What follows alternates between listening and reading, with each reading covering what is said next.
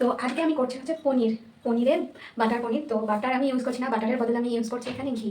তো তার জন্য আমার কী কী ইনগ্রিডিয়েন্টস লাগবে দেখো, এখানে শিলে বাড়ছি পোস্ত হয়, আর এখানে হচ্ছে আদা, কাঁচা লঙ্কা আর টমেটো, আর কিচ্ছু দিইনি। কিন্তু এখনকার মেয়ে হয়ে আমি কিন্তু সবটাই শিলে বেটেছি, মানে আদা, লঙ্কা, টমেটো, আর এখানে হচ্ছে পোস্ত আর চারমগজ, দুটো কিন্তু আমি এখানেও শিলে বাটবো, আর সেটা তোমাদের চোখের সামনে।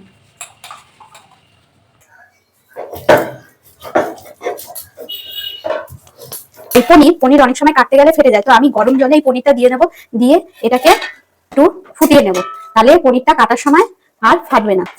আচ্ছা, বাড়তে বাড়তে কিছু বাড়তি টিপস দিয়ে দিই তোমাদের। দেখো, আমি এখানে কাজু বাদাম আর পোস্তটা কেন বাড়ছি, কাজু বাদাম আর পোস্ত বাড়ছি কারণ হচ্ছে রসাতে এর কনসিস্টেন্সিটা গাঢ় করে, ঠিক আছে। যেহেতু এখানে পেঁয়াজ রসুন কিছু পড়ছে না, মানে গ্রেভিটা হবে কিসে। আদা জিরাতে তো শুধু গ্রেভি হয় না, না, তার জন্য কি হয়, একটা ঘনত্বটা আনার জন্য, বেশি ঘনত্বটা, তার জন্য হচ্ছে কাজু বাদাম আর হচ্ছে পোস্তটা দিচ্ছি। এখানে হচ্ছে সাদা পনিরটা আমি শুধু ভাজবো না, পনিরের মধ্যে বিভিন্ন ইনগ্রিডিয়েন্টস দেবো। তো পনিরের মধ্যে আমি দিয়ে দিচ্ছি হলুদ, দিয়ে দিচ্ছি লবণ,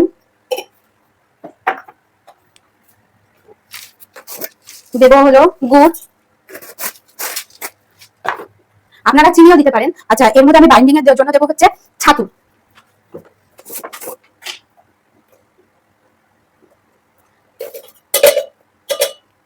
আপনারা বেসনও দিতে পারেন, আমি দিলাম ছাতু।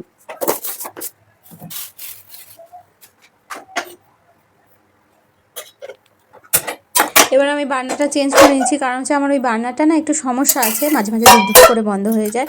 অনেক দিনের পুরনো বলে হয়তো একটু চেঞ্জ করে নেব। তো যাই হোক, আস্তে আস্তে সবই পরিবর্তন হবে। তো এবার এটা কিন্তু আপনারা খালি খালি রকমভাবে পনির পকোড়াও কিন্তু খাওয়া যেতে পারে, কোথাও ঘুরতে যাওয়ার সময় বাচ্চাকে টিফিন দিতে পারেন, যে কোনো কাজে এই স্ন্যাক্সটা খাওয়া যেতে পারে। তো এটা কিন্তু খেতে খুবই সুস্বাদু হয়। এখানে আপনারা বিভিন্ন ইনগ্রিডিয়েন্টস ব্যবহার করতে পারেন, কেউ বেসন ব্যবহার করে, আমি ছাতু ব্যবহার করলাম। আবার আপনারা ময়দারও কোটিং করতে পারেন, আটারও কোটিং করতে পারেন, যে যেরকম কর্নফ্লেক্সের কোটিং করতে পারেন। অন্যরকম স্বাদ হয়, যেমন কাঠের উনুনে রান্না করলে কি হয়, তার একটা আলাদা ফ্লেম আসে। তো কাঠের উনুনে যে স্মোকি ফ্লেভারটা সেটা আসে। তো সেই কারণে যতই আমরা মানে গ্যাসে রান্না করি না কেন, স্মোকি ফ্লেভার পাবে না, তো সেই স্বাদ পাবে না। অনেকেই আছে যেমন স্মোকি ফ্লেভারের জিনিস খেতে পছন্দ হয়। শিলে বাটা মশলাও সেই রকম, তার একটা অন্যরকম টেস্ট হয়। যারা যারা শিলে হাতে বাটো তারা জানো যে এর টেস্টটা অনেকটাই আলাদা। আর এইখানে রয়েছে কাজু পোস্ত বাটা, এটা আমি এখন দেবো না।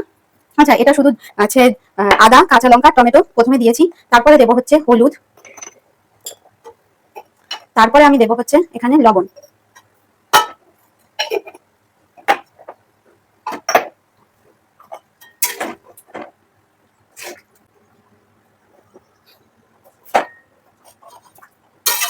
আচ্ছা, তার মধ্যে আমি দিয়ে দেবো হচ্ছে এখানে হচ্ছে মটরশুঁটি।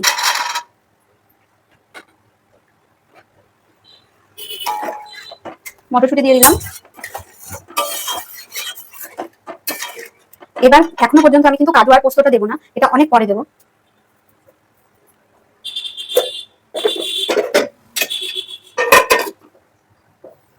আচ্ছা, এখানে কাজু আর পোস্ত বাটার মধ্যে আমি দেবো হলো এখানে হচ্ছে হিং,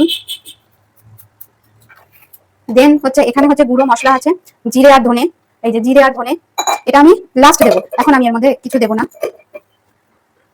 এটা মশলা থেকে তেল ছাড়বে, তারপরে দেন আমি এটা অ্যাড করব। আর এখানে আমার পনিরটা ভাজা, দেখো পনিরটা কত সুন্দর। এটা কিন্তু তোমরা ইভিনিং স্ন্যাক্স হিসাবে শুধু শুধু খেতে পারো, এতটাই সুস্বাদু হয়।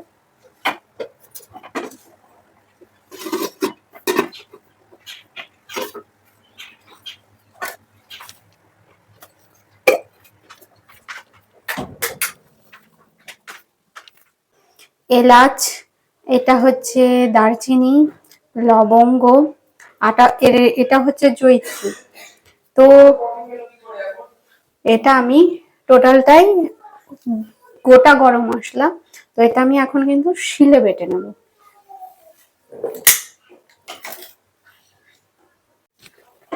তো আমি এখানে ঢাকনাটা তুলে দিয়েছি।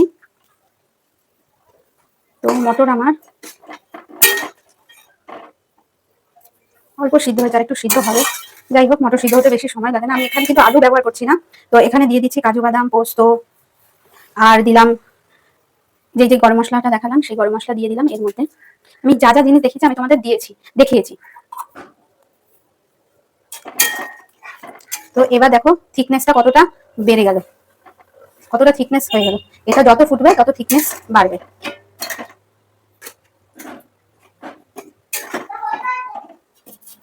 বাবাকে ডাকো।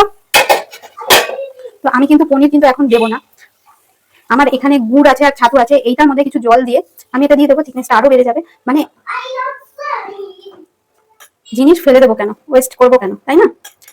খাবার জিনিস মা লক্ষ্মী হয়, মানে মা লক্ষ্মীর আশীর্বাদে তো আমরা খেতে পাই। তো ভগবানের জিনিস অন্ন খাবার জন্য এত পরিশ্রম করা, এত কষ্ট করা, প্রত্যেকটা মানুষ কিন্তু পেটের তাগিদে কিন্তু কাজ করে। আমার যেটা মনে হয় সবার আগে চাহিদা হচ্ছে খাবার, খেতে পেলেই মানুষ তারপরে সুন্দর পোশাক পরবো, পরের গুলো পরে আসে। তো সেই কারণে আমার মনে হয় যে কোনো জিনিসই তুমি বিলাসিতা করো না কেন, খাবার জিনিসকে সবসময় সম্মান করো, খাবার জিনিস যাতে নষ্ট না হয়। আর এটা আমার কাছে অনেক গুরুত্বপূর্ণ, খাবার জিনিস যাতে নষ্ট না হয়। আমি মন থেকে খুব কষ্ট পাই খাবার জিনিস কোথাও নষ্ট হলে, মানে আমি ওটা সহ্য করতে পারি না। এই যে এর মধ্যে গুড় আর ছাতু ছিল, সেটা ভালো করে আমি গুলিয়ে, এখানে লেগেছিল গুড় আর ছাতু। মিষ্টি আমাদের হোল রসাটাকে ব্যালেন্স করে লবণ, লবণ যতই দানা লাস্টে একটু মিষ্টি না দিলে ব্যালেন্স হয় না স্বাদটা আর কি। তার স্বাদ ব্যালেন্স করার জন্য দিয়ে দিলাম। ঠিক আছে, দেখো শুধু কিন্তু পনির দিয়ে এই রসাটা তৈরি হবে। তো এবার আমরা এটাকে বেশ কয়েকক্ষণ, মানে প্রায় 20 মিনিটের জন্য ছেড়ে দেবো। আর তারপরে এখানে বাটারের পরিবর্তে আমরা ব্যবহার করছি ঘি। আমরা বাটার পনির তো বলছি, ঘি পনির তো হয় না, তো সেটা হয় বাটার পনির মশলা। তো ঘি পনির মশলার বদলে, বাটার পনির মশলার বদলে আমি ঘি পনির মশলা করছি। তো এটা আমরা বেশ কিছুক্ষণের জন্য আমরা এটাকে রেস্ট দেবো। গ্রেভিটা আমার ফুটে গেছে, এবার এর মধ্যে আমি দিয়ে দিচ্ছি এই পনিরগুলো। ফোড়নে যখন রসা ফার্স্ট স্টার্টিং হয় তাতে মানে 1 টিস্পুন তেল দিই, আর একেবারে লাস্ট গিয়ে আমি একটু ঘিয়ের ফ্লেভারটা দিই, যেহেতু আমরা একেবারে নিরামিষ খাবার খাই। তো আমি প্রায় এই এতটা ঘি আমি দিলাম, প্রায় এটা হয়ে গেল ঘি। এবার আমি এইটাকে আরো কিছুক্ষণ এটাকে আবার রেস্ট দেব। তার মধ্যে আমি দেব হচ্ছে এইটা হচ্ছে কাসৌরি মেথি। তো এইটা কিন্তু রান্নার স্বাদকে আরো বাড়িয়ে তোলে, বিশেষ করে এইসব জিনিসগুলোতে কাসৌরি মেথি আর হচ্ছে ধনেপাতা।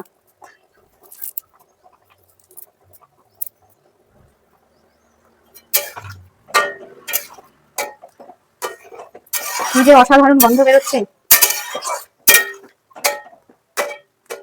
দেখো এর মধ্যে না আলু পড়েছে, না বিশেষ কিছু ইনগ্রিডিয়েন্টস পড়েছে, না মশলা পড়েছে, শুধু একমাত্র পড়েছে হচ্ছে কাজু আর হচ্ছে পোস্ত। পোস্ত তো ঘনত্ব বাড়ায় না, তা এই কাজু পোস্ত আর একটু ছাতুর গুঁড়ো দিয়েছি, প্রায় মানে যতটুকু ভাজবে 2 টিস্পুন, হয়তো যতটা মিশেছে, বাদ বাকিটা যেটা পড়েছিল সেটা আমি গ্রেভিতে দিয়ে দিয়েছি। তাতে দেখো কত সুন্দর রসা তৈরি হয়েছে। এটা মিনিমাম 4-5 জন তো ইজিলি খেতে পারবে। তো দেখো নিরামিষ রান্নাও এত সুন্দর হয়।